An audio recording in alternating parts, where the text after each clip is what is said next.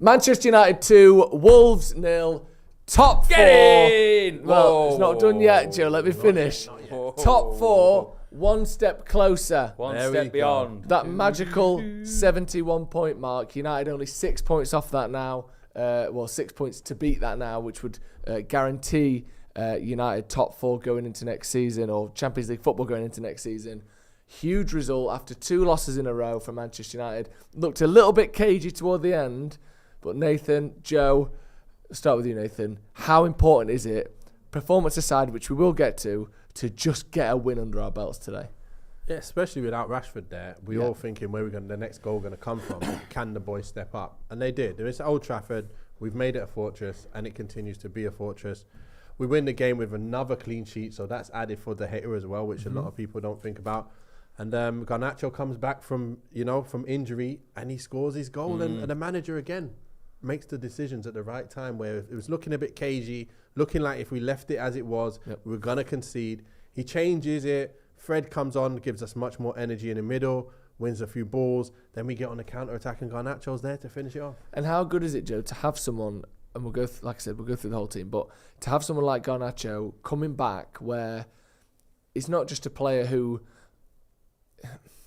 obviously we all get excited about potential and what he could be, what he could become. Right now, he is our most dangerous sub. Yeah. And even before, when Rashford is fit, we saw him come on against City, basically won us that game. I know Rashford scored the goals, but it was Garnacho's hard work that did it. Having him come off the bench and having him as an option is going to be massive for United going towards the critical, season. and it's also critical looking at back of the games where we've been unfortunate to lose or draw, thinking about what impact he could have made there if he was fit. So now that he's done that, and the emotion of him sort of scoring the goal, taking his top off, celebrating in front of the Stretford end, knowing that he's signed for United now for a long period of time. With his new teeth. Yeah, with his new teeth, with the prison break tattoos. It was a sign that he's got emotion and he has got fight to play for United. So that topped off a wonderful day. But you're right to highlight the fact that it was getting a bit cagey in those dying minutes and dying moments against Wolves. And I thought, it was a bit nervous, wasn't it? Yeah, it was. Yeah, we did the thing where, if we go back a little bit, so first half, United started well, first 15 minutes. Same stories we've seen over the last few weeks. Start well, don't score. And then in the past, that's led to the opposition getting a goal or United sort of running out of steam.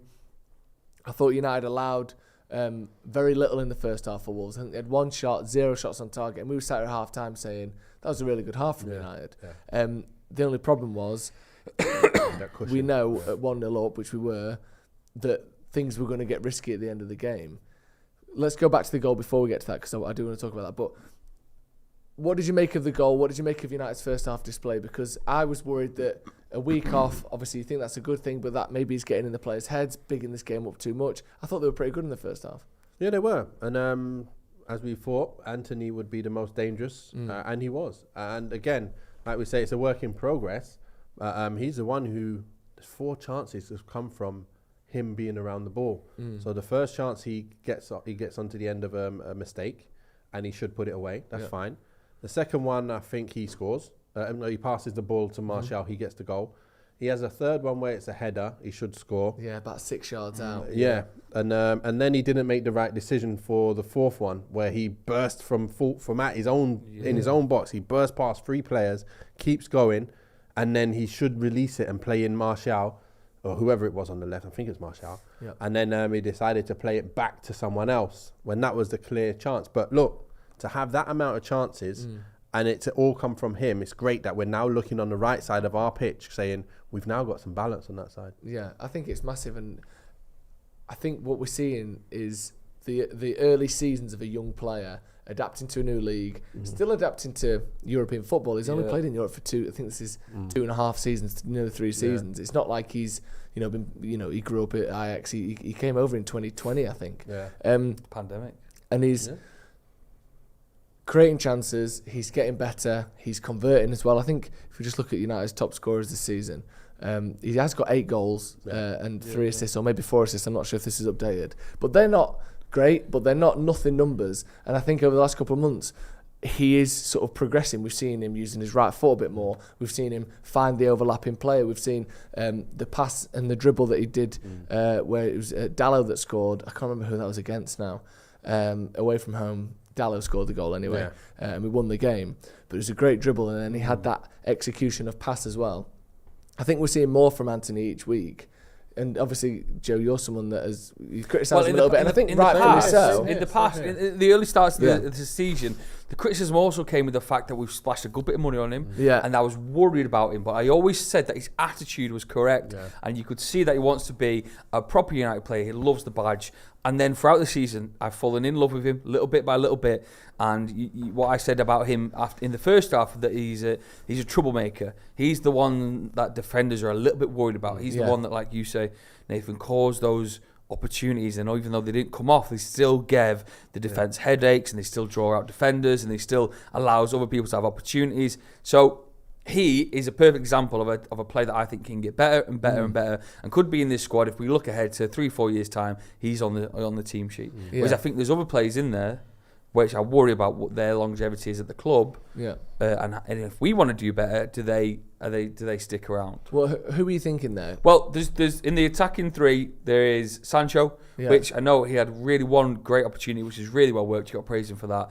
But he never really, for me, had the defenders on strings. He was always quite well managed. He never had that sort of spark that could trouble the defence. They always kept him kind of in check.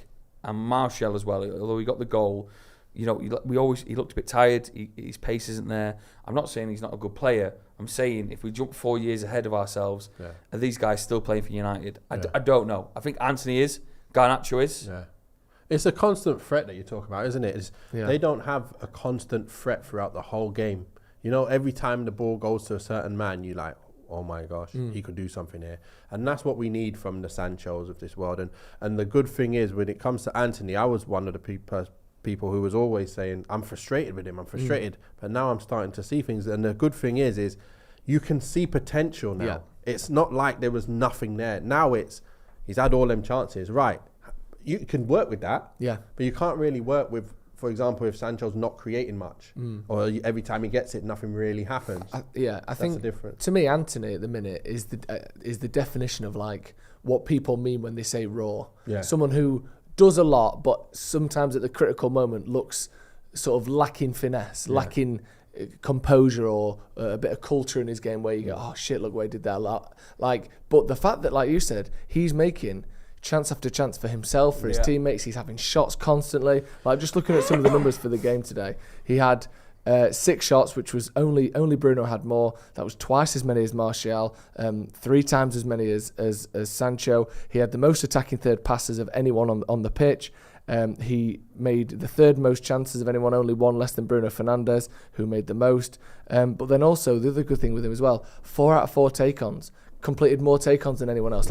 This is a player who is involved a lot. You look at all of these metrics, he's near the top. Even ball recoveries, how many times does he get the ball back? It goes Casemiro for Man United, Casemiro, Luke Shaw, Victor Lindelof, all defensive players, and then Anthony. And the next attacking player is Bruno with 3 less than him. He's just involved, and I think all he's going to take is a couple of tweaks. Don't shoot until you're in a good position. Make sure you hit the target. Here's where you pass this. Here's how you need to get on your foot before you hit the shot. I think he really is this raw player that could be crafted into something absolutely excellent. There's the thing about if we bring in an unbelievable striker who will be tracked heavily by defenders, then that opens up more space for him to really go at. So if we get we obviously buy in, say, a Kane or whoever's on our list, that means a couple of defenders are even more focused on the centre attacking player. Then he's got more space to go for it. Exactly. So it's not just about him getting better; it's also about the team around him getting better. And I think that's the thing. It's like, some people in the comments criticising or saying that he still needs to improve, and he does. We're not sat here saying he's world class, he's brilliant. What I'm saying is I can see a direction that he could be. I can see he's moving in a direction where you think these are the early signs of he may never get better, but I can see how he would get better and the sort of player he could become, and I'm very excited for it. Moving into the second half, United did this thing again where we allowed Wolves to build a bit of pressure. I mean, looking at the stats, they had 5 shots on target, Wolves 0 on target. So the pressure was never overwhelming, and it wasn't save after save by De Gea. But we saw, I think Costa had a header. There was a sort of a couple of last-ditch challenges from Maguire, who actually thought was good when he came on. but just there was still a bit of caginess, wasn't there, in those last 20 minutes from United? Yeah, I think it's just a thing of the last few games, and we know that we haven't got that firepower to go and kill off games. Yeah. So then you kind of do get a bit edgy. You know, everyone gets edgy. The players are going to be a bit edgy. The fans are going to be edgy, and that's what happened. And it's up to the manager to decide. Right, let's change this up now. Let's bring in the players that I have to change this, to stop this happening. And he did. He got the right players on that really stopped. You know, brought a bit more energy to the midfield. Fred running around, shutting down. He won that ball twice in a row within 1 second. Yeah. And then you see that, like you said, we've now got another outlet with full pace, full fitness, where the other players are tired now.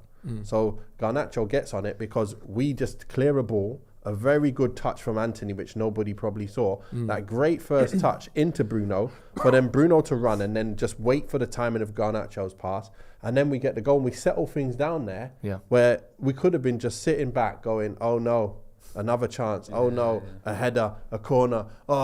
And then we could have conceded. But instead, it's the decision-making of the manager at the right time that makes this game a win and another clean sheet. Yeah, I don't know if that light's coming through there. We've seen a little bit of flicker in there. What is static? Can we change the camera, Callum? There we go. I'm not sure if that's coming through there. Sorry if it is. Just looking at Garnacho then, because obviously he came on, scored the goal that sealed it. Not the winner necessarily, but the one that put it out of sight. So far this season, I think it's 6 goals, 4 assists for him. How exciting do you think he is as a player? Because he's come straight back in from his injury. Yeah. This sort of perfect situation for him, really, where Wolves are pressing and we can counter-attack. But it's so good to have someone like that coming back in, isn't it? It's unbelievable. And just the fact that Ten Hag wants him and hopefully will build a team with him. And he's not just going to be a player that will be used as a super sub one day. You'll see Garnacho on the team sheet. But he really does fit that super sub role really well. And if maybe that continues for the rest of the season and then possibly into the start of next, but then gradually over the back end of next year, getting him more and more involved in those starting 11s as he matures as a player, as he understands who he is as a man and as he understands what his role is in Ten Hag's side. So hopefully we can save a bit of cash and not need to splash a load of money on a winger there. We've got Garnacho for a long period of time. Yeah, definitely. Just looking ahead, or before we look ahead, actually, let me just look at the other results today. So, none of our immediate rivals playing. I guess you could call Newcastle that, but in my head they're sort of safe. But they drew, so that's a good point. United on the same points as Newcastle now, both on 66. Their goal difference is 22 better than ours, which is obviously not going to change or not going to be overcome in 3 games. Liverpool now on the same games as them, 4 points clear. What are you thinking, Joe, for these last few games? So, because who are Liverpool? Are Liverpool playing today? No, Liverpool play tomorrow, and let me just double check. Check who they're going to play. So they play Leicester away on Monday night. Leicester, they need to win Leicester, don't they? That is their sort of relegation battle, and we see what a team can do in a relegation battle when Big Sam gets a 1-1 against Newcastle today. So it can be done where teams put on these weird performances. Yeah. Everton beating Brighton. Obviously, the Leeds score today. Forest getting a draw at Chelsea. Chelsea. So these results are happening. Can Leicester pick up a point? If anything happens tomorrow, then happy days. I think we can sit back and confirm top 4. But we need to win 2 out of the last 3. Yeah, that is doable. I think the one I'm worried about the most is Fulham at home, because they put us on a lot of paces in the FA Cup, and we needed a meltdown from them to get the victory. So Bournemouth away, beat them. Yeah, although our away record is very poor. Chelsea, you've just seen today, they can't really get a good result at the minute. Beat them, and then hopefully the last game of the season at Old Trafford, we can enjoy it. I'm sure there's one bit of a drop of points from Liverpool coming. I don't know where it's going to come, but I just got a feeling they'll draw or lose one more game. They won't win them all. There's only 3 left for them, isn't it? I think they'll draw a game, at least draw a game, and that will hopefully give us a little bit more breathing space to say, right, we just need one of these wins now. So. Yeah. We'll see. But at the end of the day, we just shouldn't even think about them. No. We should be winning them games at home. Yeah. And even the Bournemouth game, we should be winning that game. But it's going to be a tough one, as we know. With the players we've got left, not even the players we've got left, it sounds like we've got loads of injuries.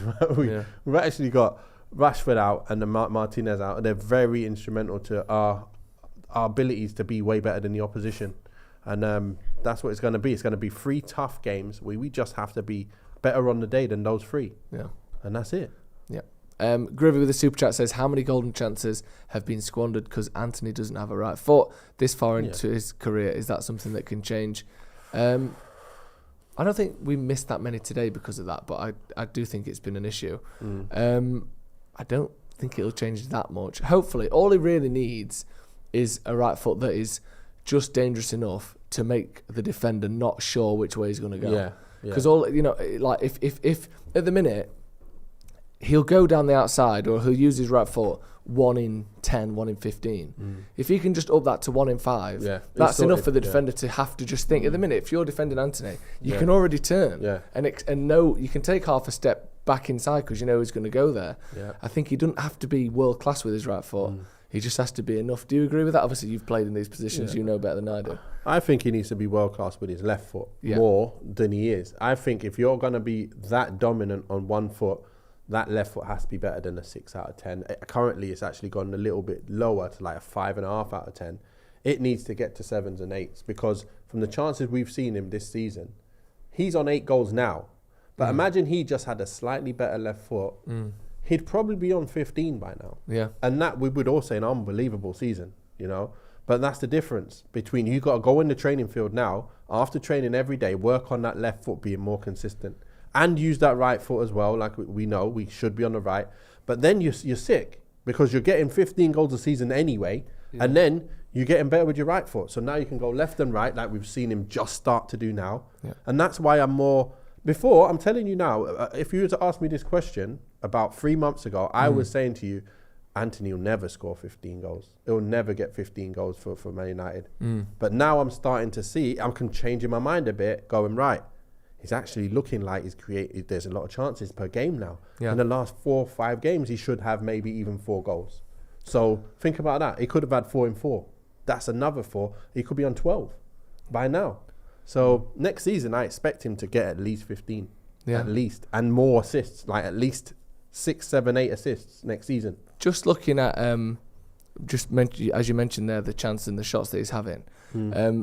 Anthony has, other than Elanga, whose sample size is so small that we should take him out of this. He's got the highest shots per 90 of anyone at United this season. So he's taking more shots per game than anyone, which is obviously, like you said, if you can get that left foot to being an 8, a 9, a 10 out of 10, then he's going to be getting more goals. So I think that's a good point. You're right there, Joe. Yeah, fine. What? Oh, good. You're just having a little smile to yourself. Right, that's going to be all from us. Manchester United 2, Wolverhampton Wanderers 0. Top 4, again, not quite there. But it's there. What's that? He's not...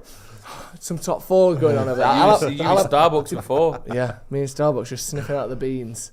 Lovely stuff. Right, thank you very much for joining us. Thank you, Nathan, for coming on. Thank you, Joe, as well. Make sure you check out the Sloppy Joe's podcast and Duke Talks United. Duke's United Show. You forget again. That's so disgraceful from me. Duke's United Show. Check them out. Thank you for joining us. United 2, Wolves 0. See you in a bit. See you in a bit.